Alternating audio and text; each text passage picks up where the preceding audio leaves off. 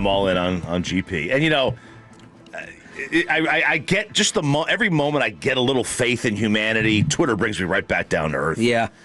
People are like, why are you trying to divide the fan base, saying draw a line in the sand, Pickens and CeeDee? Guys, I'm having fun here. Okay, This is my man crush. Just let me have a man crush. Yeah, no, you are. Please let me have a man crush. Nope. You are drawing. You are dividing the fan base. Just like whenever you talk about anything that happened during the practice week, you're exposing our secrets to the other team. Right. You're destroying the value in a trade if you're talking about how the Cowboys want to trade. So all of these things, you do it. Yeah. How dare you post that about CeeDee Lamb at 7:30 in the morning? How dare you? I had to mute people weren't fighting with me or getting upset. There were so many people reacting to this. I had to mute the conversation because I couldn't see anyone else on my timeline after putting up the rumor that CeeDee Lamb was throwing up at a Vegas casino at 7:30 in the morning. 2.8 million views on this thing. It's not like this is, what are we doing? What are we doing? But you have suggested that CeeDee Lamb should be treated as the next Amari Cooper.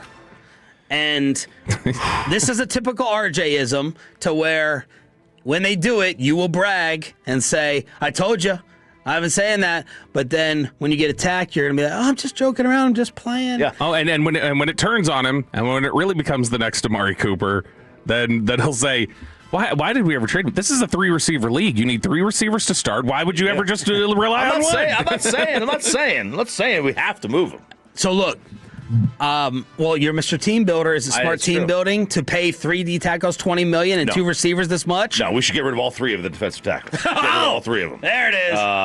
No. But yes, you have to ask yourself: is it smart to pay a quarterback and 2 wideouts $130 million? All right. So this is one of my favorite exercises, and it's one of my favorite exercises because I think we pretty much nail this almost every time. So we like being correct.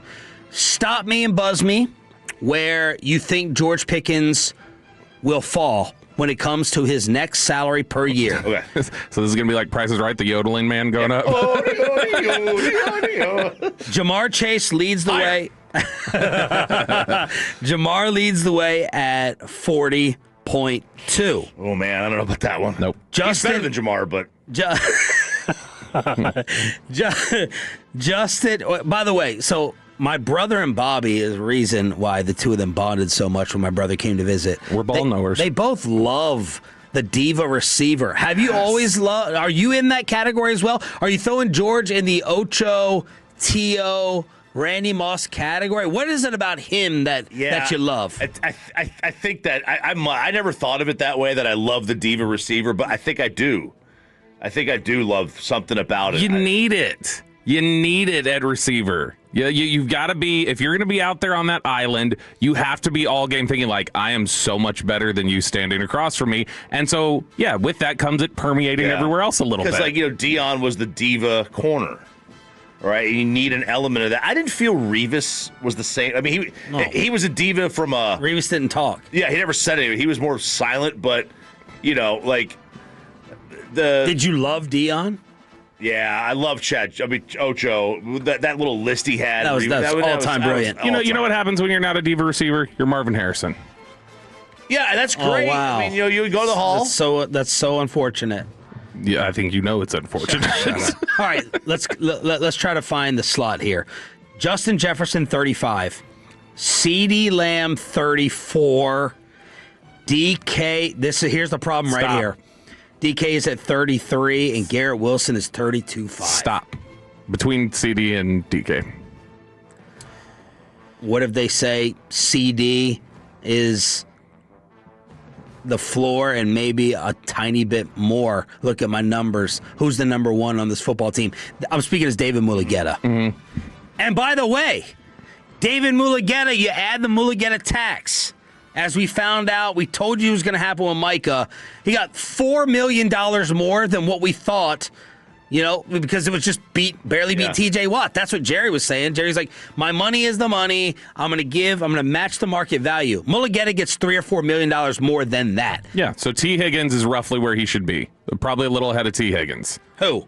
Pickens. So that should be 30. And assuming the way that they typically negotiate, they'll get around 30. No. Why am I starting at T. Higgins? I'm starting at DK. You're starting a little above T. Higgins because T. Higgins is the best representation of where Pickens' career has gone. I don't care about where it's gone. And that's why you get 3 to 4 more. I am he right now. No. Yeah. Don't even talk to me about T. Higgins. They will. Then Mulligeta's not going to listen. It's 28-7. It doesn't matter what the career has been. That's why he won't get that. He won't get that. I'm not saying he'll get that, but I'm saying that's where I think most of the league would say you're 30.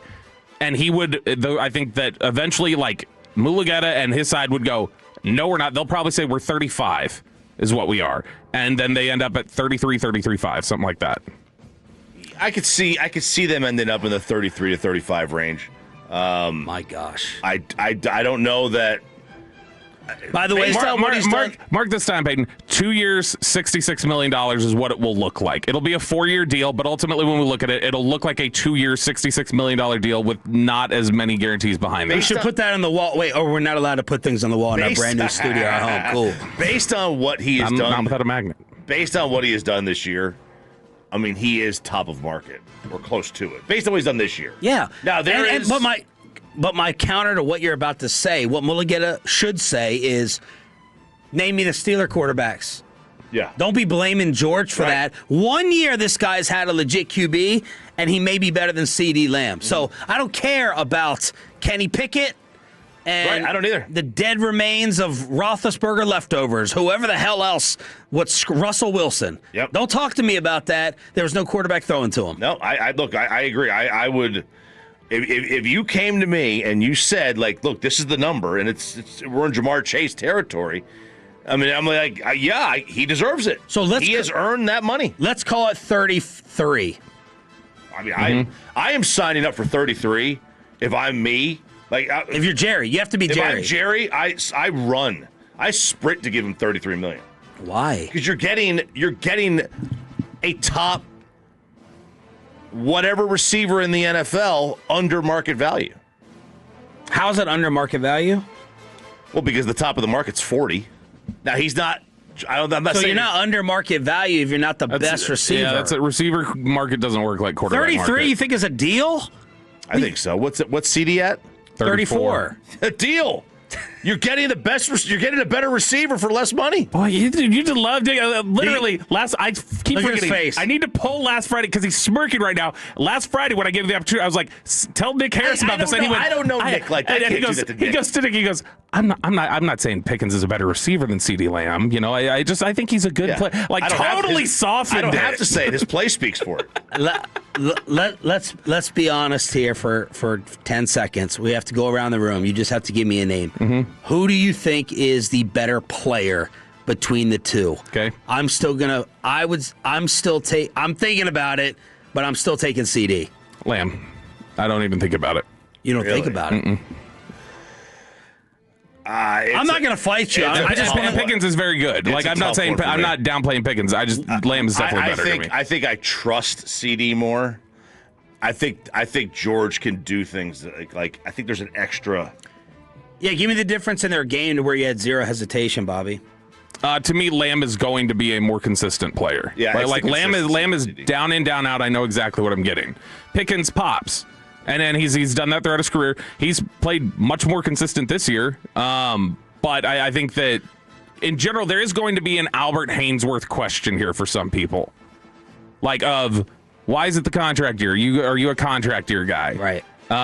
And so if it is, and you're saying you're taking George. I'm taking George. It's close, but I think George is. So, Bobby, if it is 34, are you doing it? Yeah, probably. If I can structure it to basically be 2 for 68, which I think it probably would be. Now, the tag. Because by the way, 34 for Pickens is not the same as 34 was for Lamb. Because Lamb was signed at 34 when the cap was much lower. So as a percentage thing, it's not the same impact on your cap a few years later. So why do you not become the Bengals? Oh, you do. You do. Well, you don't become the Bengals because, I mean, you don't have Joe Burrow, and Joe Burrow's not reliably healthy. Now, neither is Dak. So from that standpoint. But from your team building salary cap, And where you're dividing the pie. Because how is this best for you? Because I've got 2 first-round picks I've got 2 first-round picks next year. I've already got guys like core players on rookie deals or under contract already.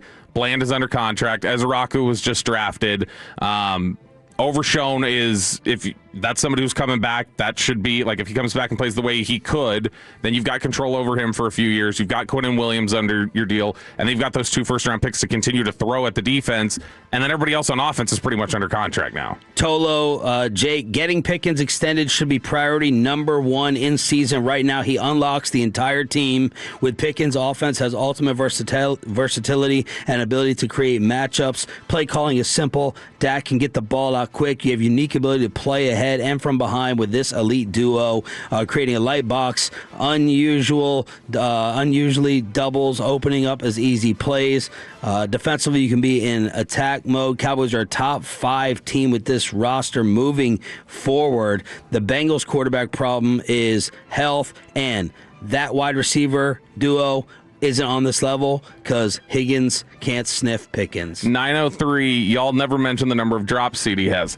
Pickens' drop rate over his career is worse than CD's. Now, this year, CD has a higher drop rate because of that Philly game where he had 3 of them, essentially 3 or 4 of them that were just crucial. But in general, the drop rate for their careers, Pickens has not been as sure-handed. I want to know what the Franklin Franco injury attorney text line is saying, just on who they think is better, who they would pick moving forward.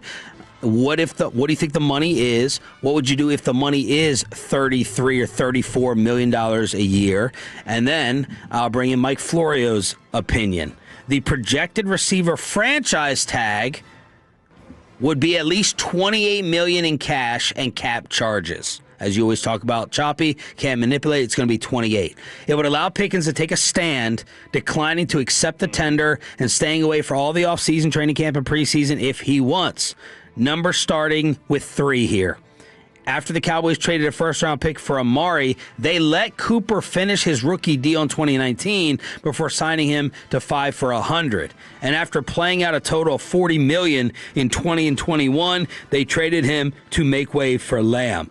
And so the overall collection of outcomes has to include the possibility of eventually trading Lamb and keeping Pickens. It sounds crazy on the surface, especially in the short term. A pre-June 1 trade would come with a total cap charge of $42.8 million, also limiting the 38.6 number for next season. The more likely approach will be to exercise the automatic restructure option, knocking Lamb's cap number down by $18 million or so and kicking the rest of it into future years. If it doesn't happen in 26, the either-or decision could come in 27 or 28. And then I even heard some people speculating that Dak restructures to lower his number to keep George. See, now what you're doing when you do that, I mean, you are probably, would that be a restructure or an They extension? have to restructure him. They have to restructure because they can't go into next year's cap numbers in the 7th. No, that is 100% happening. He's getting restructured. He has to be. His number's too big. So that means you're kicking the can with him. But the contract was structured to kick the can. And there's no... The void years? Yeah. It was structured to be able to spread that money out. And the way he's playing right now, I don't think anybody thinks of it as kicking the can because he's playing at a level that tells you, okay, he looks like he's going to be fine for the next 2 to 3 years. Yeah, if you think he's going to be on this team in 3 years, then absolutely, you have to. 3? Maybe even extend him. Maybe even give an extension. Pepe, what are the Tolos saying? Right now, 214 says GP is way better than CeeDee Lamb. 903 would sign GP for $33 per year. 817 GP over CD, another GP over CD. And 817 says, I'm afraid GP will cost at least $40 per year. And I'll tell you, I would not tag him. Like, that's the last option. That's option 3. See, to me, that's option 1. Because if you tag him, I think all your concerns are realized. So like with your they will tag him to hold him. Yeah. And then we'll see what they do from there. So in my ideals, and I've been burned by this a couple of times here, I'm wait and see guy. You're Jerry. I want to see all the leaves. Yep. You want to see all the leaves fall. I want to see more leaves. I want to see more attitude and maturity leaves fall. It burned me once with Dak, and it could burn me here to where. Go ahead, Bobby. I want to ask a question, and I don't know this. So I'm just throwing it out there. So George Pickens' reputation in Pittsburgh was bad, right? And here in Dallas, it's been much better. But like when you go back and look, like sometimes it was he would chirp a little bit too much, but a lot of the issues were things that were going on behind the scenes. Is there a possibility that some of the tardiness or flakiness, has that actually been cleaned up, or it's just more tolerated in Dallas than it is in Pittsburgh? I don't know. Because I think that's something to consider, is that he may be similar in that way. More tolerated, he just got benched. No, right, like that's a different question. That's an over-the-line thing. But I'm talking about like the stuff that drives people nuts in Pittsburgh, like you were 10 minutes late to the meeting, or you were this or that. Like, I just wonder. When Pickens does some of the stuff on the field, it like in terms of just, he's a 15-yard taunt waiting to happen. Yeah, he is. I just wonder, I want to know how different he is behind the scenes. Dak and Lamb talk like he is. Like he's model. He just loves, Dak would call it, Dak says he's playing like a kid. That's the joy that leaves many athletes as you go on throughout your career, and that's what Dak is attributing it to. I think it's a great compliment for an athlete. It is a very good compliment. But my ultimate dream scenario, the only thing I don't have an answer to is the $20 million cap charge, and I don't have an answer to what happens with Mulligata and him blowing it up emotionally if he's pissed off over it. Tag him, and let me see one more year of how he acts behind the scenes and in the locker room. Is this your honeymoon period? It is. It is your honeymoon period, but that could end up costing me even more, and it has burned me in the past. But right now, I don't have an answer for that cap charge. It's an ugly, very ugly, ugly number, man. Ugly number at $28 million if you tag him. But I'd like to see one more year to know exactly who I'm dealing with. Well, I know who I'm dealing with. I know. I'm dealing with somebody who's right between Jefferson and Chase. That's who I'm dealing with. Florida. Like, you should. Florida. I want him here. Like, I want him here, and I want him to be. I think Lamb and Pickens together extends Dak's career. I think it makes the offense more functional. All of that. I think you can still build the defense the way you want. But I do think that like, if we're talking about who is better and if we do need to prioritize somebody just pointed out on the fan text, NFL defenses still tell you it's CeeDee. The way they decide to cover the two of them, it's CeeDee. Yeah, this doesn't need to be an either or. No, but if you're saying like we've got to talk about resources and say we can't pour that much into two receivers. If it's just a question of can you function with two receivers costing that much, do it. Because I think he kind of... What do you think about my 1 year delay to see who he is? I think this is because I understand you don't want the Diggs situation. You don't want to pay somebody and then they're different as soon as they get the check. I don't think he would. I think Pickens kind of is Pickens, and I just think that he likes it better in Dallas. I think it's part of it. Is just he clearly likes hanging out with CeeDee. Maybe a little too much. They love running around. They're buddies though. He and Dak have good chemistry. I imagine that for him and how bad the quarterbacks were in Pittsburgh, this has been like super refreshing to him. Of like, oh my gosh, I can actually be used the way I want to be used. All right, let us know. 877-881-1053. Franklin injury attorney text line. I wanted to say that big long discussion for the Expressway. By the way, we're only 10 games into the season. He needs 6 more catches for his career high interceptions. He needs, he's already at the second highest receiving yards he's had in his career. He's already passed his career high in touchdowns in a season. Wow. So, like, all of this stuff is his success rate percentage on catches in the previous years was 48.8, 50.9, 44.7. It's 68.7 right now. Woo! He's playing at a much higher level than he ever has in his career.